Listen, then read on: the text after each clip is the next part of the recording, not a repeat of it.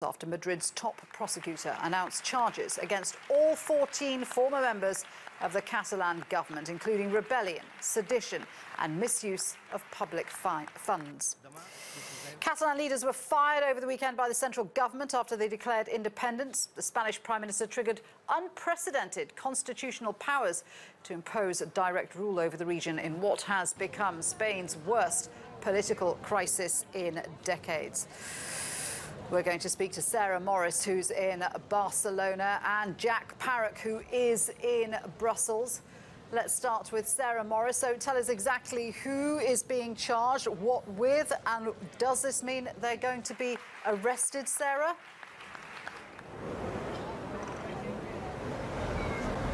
Well, surely the charges actually haven't been laid yet. The way things work here in the legal system is that the prosecutor calls for charges to be laid. He outlines which charges he'd like to see brought against certain people, and then it's up to a judge to decide whether or not those charges are worthy or whether or not they'll stick. And then the judge goes through with the process of actually doing the charges. So we could see that the judge will summons some of these people who are to be charged. Now, we don't know exactly who has been charged with exactly what yet. So far, we've got a pretty broad understanding. There's around 20 people who've been charged. 14 of them are members of the now deposed Catalan cabinet, so the senior members, and they are being charged with a series of charges, including rebellion, sedition and embezzlement. The other 6 people, we understand, are more like parliamentary officials, and they're being charged for letting the actual independence vote go ahead. So the cabinet are being charged with actually pushing for independence and declaring independence. The other 6 are being charged with allowing that vote to happen in Parliament here on Friday. Now, will they be arrested or won't they be arrested? Big question here.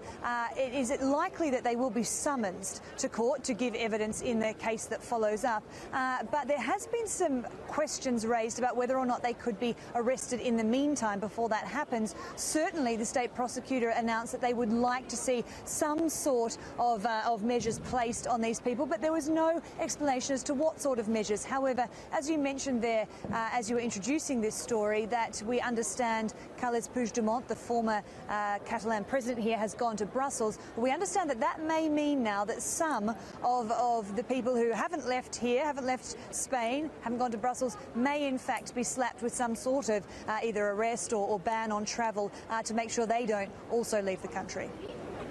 OK, but the fact that the entire Catalan government has been dissolved and that these charges may be brought, what does all of this mean for the independence movement in Catalonia?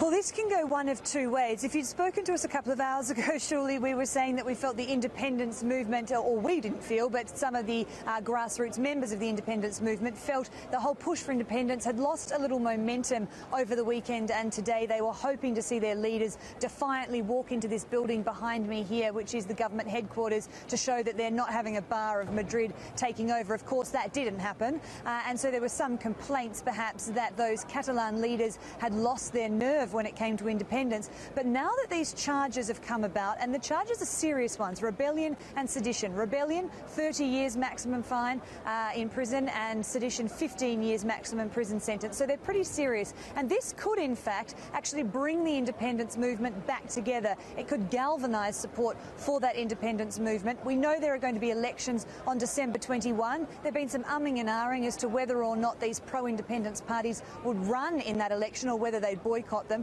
We've heard today that both Carles Puigdemont's party and his coalition alliance party are going to run in those elections. So they'll be hoping that this perhaps seen as a very punitive measure against their leaders by possibly charging them with sedition and rebellion may in fact, as I said, galvanise the support, and that will come out at the ballot box. Sarah in Barcelona, thanks very much indeed for that. Let's cross straight to Brussels now, where Jack Parrock joins us live. So we're hearing that Carles Puigdemont has fled Spain. What are you hearing about his arrival in Brussels?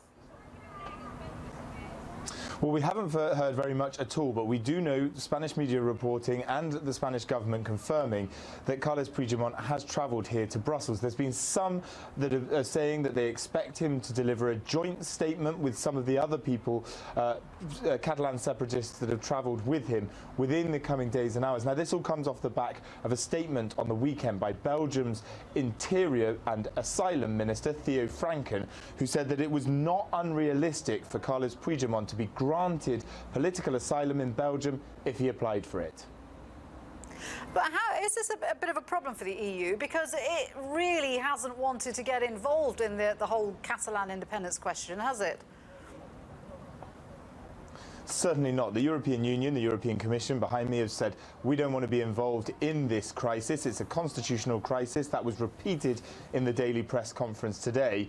I think if you go down one other step, though, when you look at the member states of the European Union, in response to Theo Franken's statement, the Belgian Interior Minister saying that it would be not unrealistic for Carles Puigdemont to be granted asylum, the Belgian Prime Minister, Charles Michel, called on his minister not to, quote, fan the flames of this debate and not to get involved, essentially. Bearing in mind, Theo Franken himself is a Flemish nationalist here in Belgium. So what we're seeing is nationalist movements combining together across Europe to support one another. But this could have serious ramifications in the Belgian government as well, if Theo Franken defies his Prime Minister here in Belgium. We're expecting to hear from Puigdemont and to see him, hopefully. There's been no photographic evidence yet. We're hoping to see and hear from him shortly. Jack, thank you very much indeed for that. Jack Parrock in Brussels there, and Sarah Morice, our correspondent in Barcelona.